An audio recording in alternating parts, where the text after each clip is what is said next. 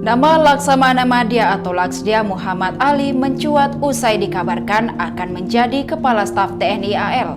Ia akan dilantik Presiden Jokowi hari ini. Sempat beredar sejumlah nama Pati Bintang 3 TNI AL yang akan digadang menjadi Kasal.